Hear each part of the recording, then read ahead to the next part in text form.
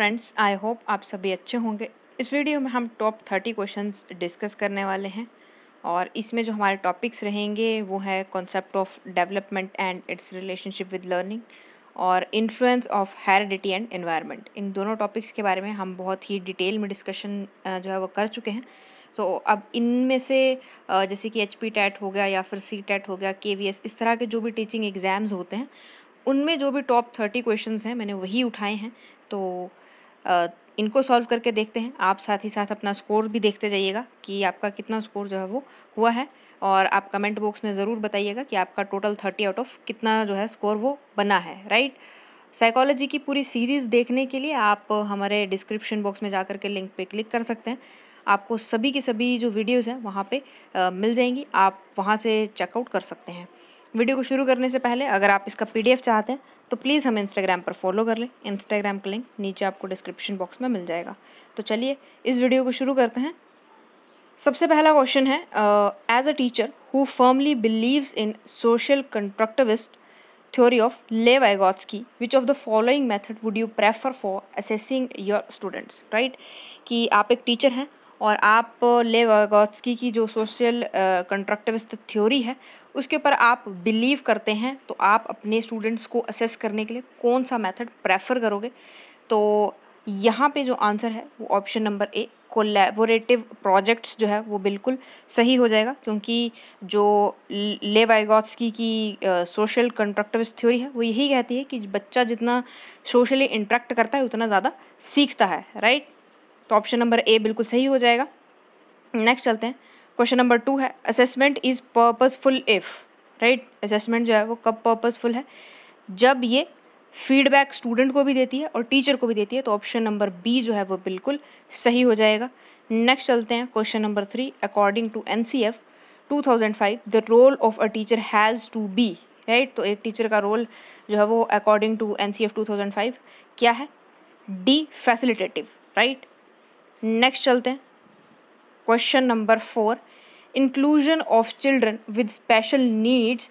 तो यहाँ पे जो आंसर है option number D, requires a change in attitude, content and approach to teaching, right. कि अगर आप एक स्पेशल नीड वाले चाइल्ड को पढ़ाना चाहते हैं तो आपको क्या करना पड़ेगा, अपने एटीट्यूड में चेंज लाना पड़ेगा, आपको कंटेंट उसके हिसाब से चेंज करना पड़ेगा, और जो आपको टीचिंग अप्रोच है वो भी बच्चे के अकॉर्डिंग ही आपको सेट करनी पड़ेगी ताकि वो ज़्यादा से ज़्यादा जो है वो सीख पाए, राइट। नेक्स्ट चलता है क्वेश्चन नंबर 5, तो a child with hearing impairment. तो यहाँ पे option number C, can do very well in a regular school if suitable facilitation and resources are provided. कि एक जो हेयरिंग इम्पेयरमेंट वाला बच्चा है जिसको सुनाई कम देता है या हेयरिंग में उसके कुछ प्रॉब्लम है, तो वो भी बिल्कुल सही जो है नॉर्मल बच्चों की तरह ही कर सकता है, अच्छा कर सकता है पढ़ाई में, अगर आप उसे सूटेबल फैसिलिटेशन दें, कि मतलब फैसिलिटीज़ आप अच्छी उसको प्रोवाइड करवाएं या फिर उसको रिसोर्सेज अच्छे प्रोवाइड करवाए जाएं, तो वो भी जो है बाकी बच्चों की तरह बहुत अच्छा जो है वो पढ़ाई में कर सकता है। नेक्स्ट चलते हैं हम लोग क्वेश्चन नंबर 6 की तरफ। Which of the following statement about children are correct, A, children are passive recipient of knowledge, B, children are problem solvers, children are scientific investigators, D, children are active explorers of environment, right। तो हमें बताना है कौन सी जो statement है इनमें से सही है। तो यहाँ पे B जो आप देख रहे हैं, B ऑप्शन में B, C और D, मतलब चिल्ड्रन जो है वो प्रॉब्लम सॉल्वर्स भी होते हैं, चिल्ड्रन जो है वो साइंटिफिक इन्वेस्टिगेटर्स भी होते हैं, और ये जो है वो एक्टिव एक्सप्लोरर्स भी होते हैं एनवायरनमेंट के, क्योंकि शरारती नेचर जो है वो बच्चों में होता ही है, और वो शरारतीपन ही क्या होता है कि उनका एक्सप्लोरिव नेचर होता है, वो सब कुछ करके देखना चाहते हैं, राइट। और साइंटिफिक इन्वेस्टिगेटर्स हैं क्योंकि उनके अंदर क्यूरियोसिटी होती है कि ये कोई चीज़ है, ये कैसे हो रही है, राइट। तो ऑप्शन नंबर बी यहाँ पे बिल्कुल सही हो जाएगा। नेक्स्ट चलते हैं क्वेश्चन नंबर 7 की ओर। Primary school children will learn most effectively in an atmosphere, right. तो प्राइमरी स्कूल के बच्चे हैं वो मोस्ट इफेक्टिवली कैसे एनवायरनमेंट में सीख पाएंगे, तो where their emotional needs are met and they feel that they are valued, right. जहाँ पे उनकी इमोशनल नीड्स जो हैं वो पूरी कवर अप हो पाएंगी, मतलब कि जिस लेवल का वो चाहते हैं उनको उतना इमोशनल सपोर्ट जो है वो वहाँ पे मिले, और उनको ऐसा लगना चाहिए कि उनकी फीलिंग्स की जो है वो वैल्यू की जा रही है, उनको वैल्यू दी जा रही है। तो इस तरह का एनवायरनमेंट जब क्रिएट होगा तो बच्चे जो है वो अच्छे इफेक्टिव वे में सीख पाएंगे, राइट। तो ऑप्शन ए जो है वो यहाँ पे बिल्कुल सही हो जाएगा। नेक्स्ट चलते हैं, क्वेश्चन नंबर 8 है, according to Lev Vygotsky the primary cause of cognitive development is, right, कि ले वाइगोत्स्की के हिसाब से जो प्राइमरी कॉज है कोग्निटिव डेवलपमेंट का वो क्या है, तो option number B social interaction. अभी हम लोगों ने पीछे बात की है, तो ये ही उनकी जो पूरी कोग्निटिव डेवलपमेंट की थ्योरी थी, उनका मेन फोकस यही था, राइट, इसीलिए इनको सोशल कंस्ट्रक्टिविस्ट कहा जाता है। नेक्स्ट चलते हैं क्वेश्चन नंबर 9 की ओर। In a progressive classroom setup the teacher facilitate learning by providing an environment that, right, कि एक प्रोग्रेसिव क्लासरूम सेटअप है तो वहाँ पे जो टीचर है वो किस तरह की लर्निंग को प्रोवाइड करवा रहा है, किस तरह की लर्निंग जो है वो फैसिलिटेट करवा रहा है, तो कैसा एनवायरनमेंट वहाँ पे चाहिए, राइट। तो ऑप्शन ए प्रमोट्स डिस्कवरी। इस तरह का जब आपको एक एनवायरनमेंट मिलेगा जहाँ पे प्रोग्रेसिव लर्निंग की बात हो रही है, तो वहाँ पे ऑब्वियसली कोई डिस्कवरी जो है वो वहाँ पे प्रमोट हो रही होगी, क्योंकि बच्चे जो है वो खुद कर करके सीखेंगे तो कुछ नई चीज़ें जो हैं वो वहाँ से निकल करके आएंगी, राइट। तो क्वेश्चन नंबर 10 देखते हैं हम लोग। जेंडर इज एन, तो ये क्या है, जेंडर क्या है, ये सोशल कंस्ट्रक्ट है, राइट, सोसाइटी द्वारा बनाया जाता है। जो लड़कियां होती हैं वो पैदा नहीं होती, उनको लड़कियां बनाया जाता है, क्योंकि आपने देखा होगा कि लड़कियों पे रिस्ट्रिक्शन लगाया जाता है कि आप अकेले रात को बाहर नहीं जाएंगी, राइट, आप इस तरह से नहीं बैठेंगे, आप ऐसे कपड़े नहीं पहनेंगे, राइट। तो ये क्या है, सोसाइटी जो है वो लड़कियों को बनाती है, राइट। जेंडर डिस्क्रिमिनेशन जो है वो सोसाइटी द्वारा बनाया जाता है। बायोलॉजिकली कुछ भी डिफरेंट नहीं है लड़के और लड़कियों की बॉडी में, सिर्फ और सिर्फ जेनिटल पार्ट्स को छोड़ करके, राइट। नेक्स्ट चलते हैं क्वेश्चन नंबर 11 की तरफ। तो द वर्ल्ड सोशलाइजेशन मीन्स, आपको सोशलाइजेशन का मतलब बताना है। Option number D adjusting in the society बिल्कुल सही हो जाएगा, कि किस तरह से हम खुद को सोसाइटी में एडजस्ट करते हैं, वही सोशलाइजेशन है, राइट। क्वेश्चन नंबर 12 है, which of the following theory best describe the Heinz dilemma. कौन सी थ्योरी जो है वो हाइंस डायलेमा को बहुत अच्छे से डिस्क्राइब करती है। तो कोहलबर्ग की अगर आपने थ्योरी सुनी होगी, तो कोहलबर्ग की थ्योरी में उन्होंने हाइंस डायलेमा की बात की है, जहाँ पे एक पर्सन था हाइंस, राइट, उसकी बीवी जो थी वो बहुत ज़्यादा बीमार थी और उसके पास इतने पैसे नहीं थे कि वो उसकी दवाई को खरीद सके। अब उसके पास दो रास्ते बचते हैं, या तो वो चोरी कर ले, राइट, या फिर वो अपनी जो वाइफ है उसको मरने के लिए छोड़ दे। तो इस तरह की जो सिचुएशन आती है उसी को हाइंस डायलेमा कहा गया है कोहलबर्ग की थ्योरी में, राइट। तो यहाँ पे ऑप्शन नंबर 3 जो है यानी कोहलबर्ग थ्योरी बिल्कुल सही हो जाएगा। नेक्स्ट चलते हैं क्वेश्चन नंबर 13 पे। The environmental factor that shape development include all the following except, right, कि जो एनवायरमेंटल फैक्टर हैं वो सभी एस्पेक्ट को इन्वॉल्व करते हैं, सिर्फ एक एस्पेक्ट को वो इन्वॉल्व नहीं करते हैं डेवलपमेंट को शेप करने के लिए। तो वो कौन सा है, तो वो है हमारा ऑप्शन नंबर 4 फिजिक, राइट, ये हेरिडिटी के ऊपर डिपेंड है, राइट। तो यहाँ पे ऑप्शन नंबर 4 जो है वो सही हो जाएगा।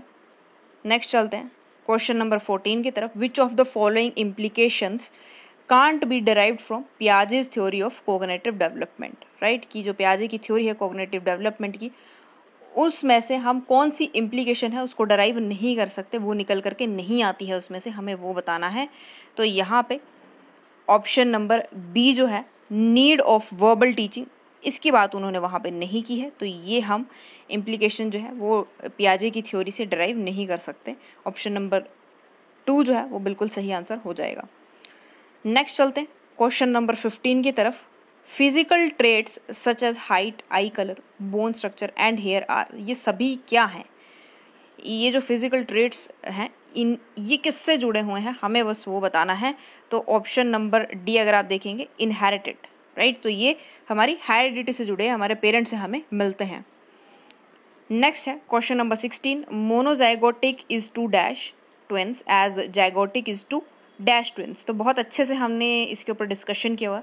ऑप्शन नंबर डी जो है बिल्कुल सही हो जाएगा। मोनोजाइगोटिक मतलब कि आइडेंटिकल ट्विंस, और डाइजाइगोटिक मतलब कि फटर्नल ट्विंस जो है वो हमारे पास आएंगे, राइट। नेक्स्ट चलते हैं, question number 17, the influence of parents on the personality of their children is, right. तो यहाँ पे ऑप्शन सी जो है बिल्कुल सही हो जाएगा कि अर्ली स्टेज में आपको बच्चों की पर्सनैलिटी के ऊपर पेरेंट्स का जो इन्फ्लुएंस है वो सबसे ज़्यादा रहता है, राइट। जिस तरह से आप बच्चे को ट्रीट करेंगे, जिस तरह से प्रभाव रहेगा पेरेंट्स का, उसी तरह से बच्चों का जो पर्सनैलिटी है बाद में निखर करके आती है, तो इस समय पे स्ट्रॉन्गेस्ट रहती है। तो ऑप्शन नंबर सी जो है वो बिल्कुल सही हो जाएगा, राइट। नेक्स्ट चलते हैं क्वेश्चन नंबर 18 की तरफ। यहाँ पे क्या बात हुई है, environmental factors that shape development include all the following except, right. तो ये दोबारा से रिपीटेड क्वेश्चन है, बी फिजिक्स जो है वो बिल्कुल सही आंसर हो जाएगा। नेक्स्ट चलता है क्वेश्चन नंबर 19 की तरफ। Which of the following is predominantly a heredity related factor, right. तो आपको बताना है कि हेरिडिटी से रिलेटेड फैक्टर कौन सा है, तो कलर ऑफ आईज जो है वो बिल्कुल सही आंसर हो जाएगा। नेक्स्ट चलते हैं question number 20, the aim of behavioural genetics is to learn about, कि एम क्या है बिहेवियरल जेनेटिक्स का, तो इसका जो एम है वो क्या रहेगा, ऑप्शन नंबर सी आप देखेंगे, the genetic and environmental influence on human behaviour, की जो जेनेटिक और हमारा एनवायरमेंटल फैक्टर्स हैं वो किस तरह से ह्यूमन बिहेवियर को इन्फ्लुएंस करते हैं, उसी के बारे में हम जानने के लिए बिहेवियरल जेनेटिक्स का इस्तेमाल करते हैं। नेक्स्ट चलते हैं हम लोग क्वेश्चन नंबर 21 पे। In order to instil a positive environment in a primary class a teacher should, right, कि अब हमें प्राइमरी क्लास में एक पॉजिटिव सा इन्वायरमेंट बनाना है, तो क्या एक टीचर को क्या करना चाहिए, राइट। तो यहाँ पे जो आंसर है वो हो जाएगा बी, कि किसी के साथ भेदभाव न करें, not discriminate and set the same goal for every child, सभी के लिए जो है वो सेम गोल सेट करें, राइट, और किसी के साथ भी भेदभाव ना करें। नेक्स्ट चलते हैं question number 22, which one of the following is true about the role of heredity and environment in the development of a child, right, कि आपको क्या बताना है, एक ट्रू इनमें से कौन सी जो स्टेटमेंट है वो सही है about the role of heredity and environment, ठीक है, कि एक हेरिडिटी और एनवायरनमेंट किस तरह से बच्चे की डेवलपमेंट में हेल्प करती हैं। तो यहाँ पे जो ऑप्शन नंबर डी है वो सही हो जाएगा कि हेरिडिटी और एनवायरनमेंट दोनों जो है वो इक्वली कंट्रीब्यूट करते हैं किसी भी बच्चे की डेवलपमेंट के लिए, राइट। तो यहाँ पे अगर 50% हो या ना हो तब भी ये ऑप्शन जो है बिल्कुल सही होगा, राइट, कि ये दोनों मिलकर के काम करते हैं डेवलपमेंट करने के लिए, राइट। नेक्स्ट चलते हैं क्वेश्चन नंबर 23 की तरफ। तो which of the following statement support role of environment in the development of a child, right, कि कौन सी स्टेटमेंट इनमें से जो एनवायरनमेंट का रोल है डेवलपमेंट में उसको डिफाइन करती है, उसको सपोर्ट करती है, हमें वो बताना है। तो यहाँ पे आप देखेंगे option number A, some students quickly process information while others in the same class do not, right. तो ये क्यों ऑप्शन चूज हुआ है, क्योंकि देखिए यहाँ पे इंडिविजुअल डिफरेंसेस की बात हो रही है और इंडिविजुअल डिफरेंसेस हमारे इन्वायरमेंट के थ्रू ही आते हैं, राइट। किसी बच्चे को ऐसा इन्वायरमेंट मिला होता है घर पे कि उसके जो पेरेंट्स हैं या फादर हैं वो बहुत ज़्यादा पढ़ाई पे फोकस करवाते हैं, तो हो सकता है कि वो बच्चा ज़्यादा तेज़ हो पढ़ने में। वहीं अगर दूसरे किसी मजदूर के बच्चे हैं तो वो इतना ज़्यादा पढ़ाई पे जो है वो उसको हेल्प नहीं कर पाएंगे और हो सकता है कि वो बच्चा वीक हो पढ़ने में, राइट। तो इंडिविजुअल डिफरेंसेस की बात हुई है, इसीलिए एनवायरनमेंट को ये जो स्टेटमेंट है ये सपोर्ट कर रही है, राइट। तो यहाँ पे ऑप्शन नंबर ए जो है बिल्कुल सही हो जाएगा। नेक्स्ट चलते हैं हम लोग क्वेश्चन नंबर 24 की तरफ। Which of the following statement is true, हमें बताना है कौन सी स्टेटमेंट जो है वो बिल्कुल सही है। तो ऑप्शन नंबर ए आप देखेंगे, genetic makeup impacts responsiveness of an individual two qualities of the environment, right. जिस तरह की क्वालिटी वाला एनवायरनमेंट होगा उसी तरह के जेनेटिक मेकअप और रिस्पॉन्सेज आपको देखने को मिलेंगे इंडिविजुअल के अंदर, राइट। तो कहीं ना कहीं एनवायरनमेंट जो है वो हमारे जेनेटिक मेकअप पे भी इम्पैक्ट कर रहा है, राइट। नेक्स्ट चलते हैं हम लोग क्वेश्चन नंबर 25 की ओर। Which one of the following statement is true regarding the role of heredity and environment in human development. आपको बताना है कि कौन सा जो स्टेटमेंट है वो सही है रोल ऑफ हेरिडिटी और एनवायरनमेंट को लेके ह्यूमन डेवलपमेंट के अंदर, राइट। तो यहाँ पे अगर आप देखेंगे ऑप्शन नंबर सी जो है वो सही हो जाएगा। The relative effect of heredity and environment very in different areas of development, right, कि हेरिडिटी और एनवायरनमेंट के जो फैक्टर्स हैं वो डिफरेंट एरिया में वेरी करते रहते हैं, सेम ही नहीं रहते हैं, राइट। ऐसा होता तो सब में डेवलपमेंट जो है वो सेम देखने को मिलती, लेकिन ऐसा नहीं होता है। हर एक इंडिविजुअल में हेरिडिटी अलग होती है, एनवायरनमेंट अलग मिलता है, तो इसी वजह से डेवलपमेंट भी अलग अलग देखने को मिलती है। क्वेश्चन नंबर 26 हम देखेंगे, which trait of human being is determined by heredity. कौन सा ट्रेट है जो हेरिडिटी से डिटरमाइन किया जाता है? तो ऑप्शन सी इंटेलिजेंस बिल्कुल सही हो जाएगा। इंटेलिजेंस की हमने थ्योरीज भी बहुत सारी डिस्कस कर रखी हैं, तो ये चीज़ आपको ऑलरेडी पता ही होगी। नेक्स्ट चलते हैं, question number 27, which of the following is a significant fact about development, right. आपको बताना है कौन सा इनमें से सिग्निफिकेंट फैक्ट है डेवलपमेंट के लिए। तो ऑप्शन नंबर बी आप देखेंगे, it is a product of the interaction of environment and heredity, मतलब कि एनवायरनमेंट और हेरिडिटी का इंट्रैक्शन होता है एक दूसरे के साथ, और प्रोडक्ट में हमें क्या मिलता है? डेवलपमेंट मिलता है, राइट। तो ऑप्शन नंबर बी बिल्कुल सही हो जाएगा। नेक्स्ट चलते हैं क्वेश्चन नंबर 28 की ओर, dash play an important role in education in students. क्या चीज़ जो है वो स्टूडेंट्स की एजुकेशन में एक इम्पॉर्टेंट रोल प्ले कर रही है? तो हेरिडिटी और एनवायरनमेंट दोनों, तो ऑप्शन नंबर सी बिल्कुल सही आंसर हो जाएगा। नेक्स्ट चलते हैं क्वेश्चन नंबर 29 की ओर, what is meant by nature in nature nurture controversy, right. तो हमने नेचर और नर्चर कंट्रोवर्सी की बात की थी।